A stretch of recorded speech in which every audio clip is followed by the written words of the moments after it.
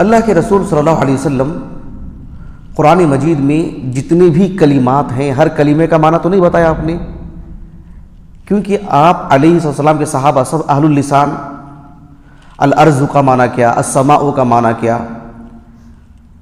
یہ بھی بتایا اللہ کے رسول نے؟ اس کی حاجت ہی نہیں ہے۔ آپ علیہ السلام نے قرآن مجید کی جس جگہ کے خاص طور پر تفسیر آپ نے بیان فرمائی ہے اس کو بھی اہل علم نے یکجا کیے ہیں، یعنی التفسیر النبوی، یعنی قرآن مجید کی وہ آیات جن سے متعلق آپ علیہ السلام نے اس کا معنی مفہوم بتائے ہیں، اس میں کچھ اہل علم نے صرف ان آیتوں کو اکٹھا کیا جو احکام سے متعلق ہیں، لیکن ابھی ایک نئی کتاب ہے التفسیر النبوی شیخ خالد ابن عبدالعزیز الباطلی کی، اس میں انہوں نے آپ علیہ السلام کی وہ ساری احادیث جو اللہ کے رسول نے قرآن مجید کی آیت کریمہ کی تفسیر میں کہی ہیں اس کو یکجا کی گئی۔ لیکن قابل غور بات یہ ہے کہ سورۃ الاعراف کی اب میں جو آیت کریمہ پڑھ رہا ہوں اور اس کی تفسیر میں اللہ کے رسول نے کیا کہا وہ جو بتانے جا رہا ہوں وہ حدیث مبارکہ وہ نہیں لائے ہیں، گویا کہ یہ حدیث مبارکہ ایک اعتبار سے اس کتاب پر سورۃ الاعراف کی اس آیت کریمہ کے ضمن میں استدراک ہے، کیونکہ انہوں نے یہ آیت کریمہ یہ حدیث مبارکہ ذکر نہیں کی ہے۔ آیت کریمہ کیا ہے؟ اللہ تعالیٰ نے فرمایا، موسیٰ علیہ السلام کا قصہ بہت پھیلا ہوا ہے، کہا وَلَمَّا رَجَعَ مُوسَىٰ إِلَىٰ قَوْمِهِ غَضْبَانَ أَسِفًا قَالَ بِئْسَ مَا خَلَفْتُمُونِي مِن بَعْدِي أَعَجِلْتُمْ أَمْرَ رَبِّكُمْ وَأَلْقَى الْأَلْوَاحَ وَأَخَذَ بِرَأْسِ أَخِيهِ يَجُرُّهُ إِلَيْهِ۔ یہ جو آیت کریمہ ہے اللہ سبحانہ و تعالیٰ نے فرمایا کہ موسیٰ علیہ السلام کو جب اللہ تعالیٰ نے بلائے تھے نا طور پر، اور جب واپس گئے موسیٰ علیہ السلام اپنی قوم کی طرف،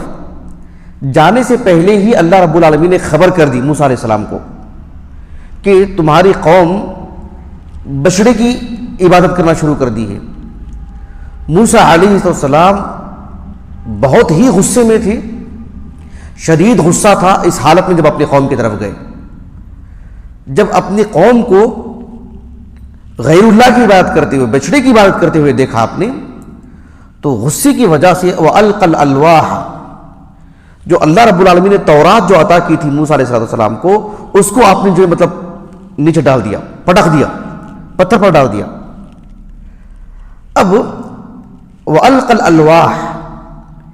اس قطعے کی آیت کریمہ کے اس حصے کی تفسیر اللہ کے رسول نے کی، وہ میں آپ کو بتاتا ہوں، اور اس میں ایک قاعدہ بتایا اللہ کے رسول نے، اس قاعدے کی بھی میں انشاءاللہ شرح کروں گا۔ ایک حدیث مبارکہ ہے جسے امام احمد بن حنبل رحمہ اللہ اپنی مسند میں جو مسند ابن عباس ہے، صحیح ابن حبان میں بھی ہے، المعجم الاوسط میں بھی حدیث ہے، اور دیگر احادیث کی کتابوں میں بھی، کتب ستہ میں حدیث نہیں ہے۔ ابن عباس سے حدیث مروی ہے رضی اللہ عنہما۔ شیخ شعیب الارناؤت نے مسند احمد کی تحقیق میں اس حدیث کو جو ہے صحیح کہا ہے، اور شیخ البانی رحمہ اللہ نے بھی صحیح الجامع میں صحیح کہا ہے، الصحیحہ میں بھی ضمن ذکر کیا اس حدیث مبارکہ کو۔ آپ علیہ السلام نے وَأَلْقَى الْأَلْوَاحَ اس آیت کریمہ کا یہ جو حصہ ہے اس کی تفسیر کرتے ہوئے اللہ کے رسول نے کہا، پہلے قاعدہ بتایا اللہ کے رسول نے، کہا کہ لَيْسَ الْخَبَرُ كَالْمُعَايَنَةِ، لَيْسَ الْخَبَرُ كَالْمُعَايَنَةِ، یعنی ہم کسی سے کوئی بات سنتے ہیں، سننا اور سن کر کے جا کر کے دیکھنے میں فرق ہے نا۔ جب ایک انسان دیکھ لیتا ہے تو اس کا یقین بڑھ جاتا ہے، علم میں اضافہ ہوتا ہے، یقین حاصل ہوتا ہے، بھلے ہی وہ کہنے والا کتنا ہی سچا کیوں نہ ہو، کتنا ہی امین کیوں نہ ہو، کتنا ہی ثقہ اور معتبر شخص کیوں نہ ہو، لیکن پھر بھی جب اس سے سن کر کے جب ہم دیکھتے ہیں تو اس میں اس یقین کی بات ہی الگ رہتی ہے۔ تو اللہ کے رسول نے صلی اللہ علیہ وسلم وَأَلْقَى الْأَلْوَاحَ، موسیٰ علیہ السلام نے جو غصے کی حالت میں تورات کو پٹک دیا نا، اس قطعے کی تفسیر کرتے ہوئے اللہ کے رسول نے کہا، پہلے قاعدہ کہ لَيْسَ الْخَبَرُ كَالْمُعَايَنَةِ، جو ایک انسان معائنہ کرتا ہے، مشاہدہ کرتا ہے، دیکھتا ہے اپنی سر کی آنکھوں سے، اس میں اور جو اسے خبر ملتی ہے جو سنتا ہے وہ اس کی طرح نہیں ہے۔ سننا دیکھنے کی طرح تو نہیں ہے، دیکھنا ایک الگ قوت ہے، ایک الگ یقین حاصل ہوتا ہے۔ اچھا کیا مطلب اس کا، کیوں کہا گیا قاعدہ اللہ کے رسول نے؟ آپ صلی اللہ علیہ وسلم نے فرمایا کہ ان اللہ عز وجل اخبر موسیٰ بما صنع قومه فی العجل۔ دھیان دیجئے گا، اللہ کے رسول نے کہا صلی اللہ علیہ وسلم کہ اللہ تعالیٰ نے موسیٰ علیہ السلام کو خبر دی۔ کس بات کی خبر دی؟ بما صنع قومه فی العجل، ان کی قوم جو بچڑے کی جو عبادت کر رہی ہے، بچڑے سے متعلق اب ان کی قوم کا جو معاملہ ہو چکا ہے، اللہ نے خبر دی موسیٰ علیہ السلام کو۔ خبر ملنے کے بعد لم یلقی الالواح، خبر سنتی ہی وہ تورات کے جو نسخے تھے وہ پٹک نہیں دیے موسیٰ علیہ السلام نے، گئے اپنی قوم کے پاس۔ لما عاین بما صنعوا، جب اپنی سر کی آنکھوں سے دیکھ لیا، آپ نے مشاہدہ کر لیا کہ واقعتاً وہ بچڑے کی عبادت کر رہے ہیں، القل الواح، تو پھر تب جا کر کے وہ جو غصہ تھا، ایک شدید غصہ تھا، پٹک دیا آپ نے۔ اللہ کی خبر تھی، اللہ نے خبر دی نا، اللہ نے خبر دی موسیٰ علیہ السلام کو ایسا ہوا کر کے،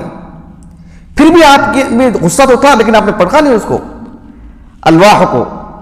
جو تورات کے جو نسخے تھے۔ لیکن لما عاین بما صنعوا القل الواح، یہ بات اللہ کے رسول نے کہی، فانکسرت، اور وہ ٹوٹ گیا۔ وہ کہنے کا مطلب یہ کہ اللہ کے رسول نے اس واقعے کو سنانے سے پہلے، حالانکہ یہ تفصیلات قرآن مجید میں نہیں ہے، لیکن آپ نے ایک قاعدہ بتایا کہ لیس الخبر کالمعاینہ،